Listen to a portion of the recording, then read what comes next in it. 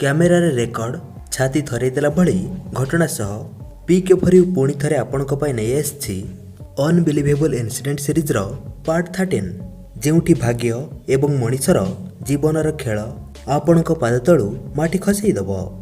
ଏଥିପାଇଁ ଗୋଟିଏ ସେକେଣ୍ଡ ବି ମିସ୍ ନକରି ଭିଡ଼ିଓକୁ ଶେଷ ପର୍ଯ୍ୟନ୍ତ ଦେଖନ୍ତୁ। ଭବିଷ୍ୟତରେ ଏମିତି ମଜାଦାର ଭିଡ଼ିଓ ଦେଖିବାକୁ ଚାହୁଁଥିଲେ ଚ୍ୟାନେଲକୁ ଏବେ ସବସ୍କ୍ରାଇବ୍ କରନ୍ତୁ। ତା ଡାହାଣରେ ଥିବା ଘଣ୍ଟି ଚିହ୍ନକୁ ଅନ୍ କରି ଅଲ୍ ଅପସନ୍ ଉପରେ ସିଲେକ୍ଟ କରିଦିଅନ୍ତୁ।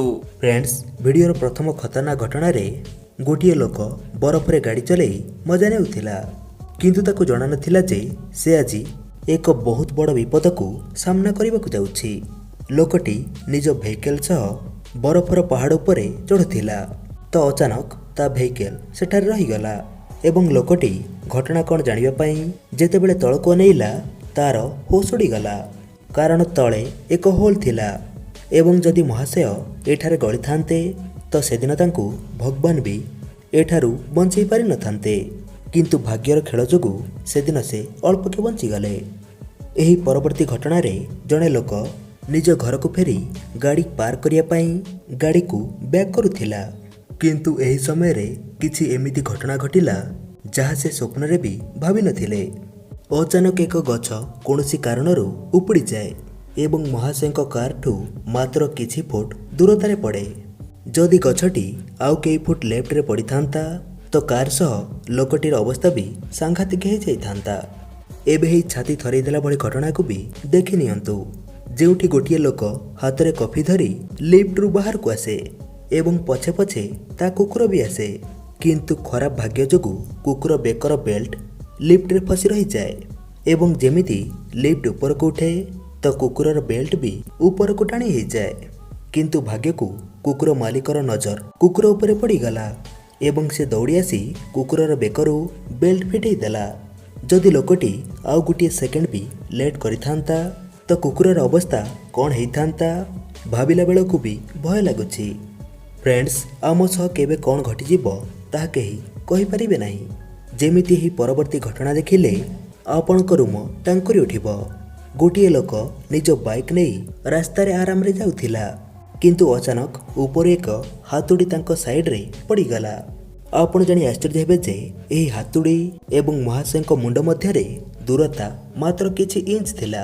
ଏହି ହାତୁଡ଼ି କେଉଁଠୁ ପଡ଼ିଲା ତାହା ତ ଆମେ ଜାଣିନାହୁଁ, କିନ୍ତୁ ଏତିକି ଜାଣିଛୁ ଯେ ନିଜ ଭାଗ୍ୟ ଜୋର ଯୋଗୁଁ ଏହି ମହାଶୟ ଜଣଙ୍କ ମୃତ୍ୟୁକୁ ଛୁଇଁକି ବି ଫେରିଆସିଲେ। ଆମ ହାତରେ ଲାଗିଥିବା ଏହି ଆଶ୍ଚର୍ଯ୍ୟଜନକ ଘଟଣାରେ ଭାଗ୍ୟ କେମିତି ଏକ ବଡ଼ ଦୁର୍ଘଟଣାକୁ ଅଟକାଇ ଦେଲା ତାହା ଆପଣ ଦେଖିବେ।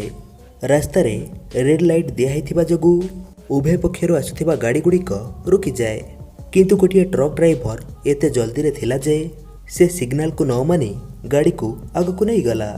ଆଗରେ ଆଉ ଏକ ଟ୍ରକ୍ ଏବଂ କାର୍ ଥିବାରୁ ତାକୁ ହଠାତ୍ ଟର୍ନ ନେବାକୁ ପଡ଼ିଲା।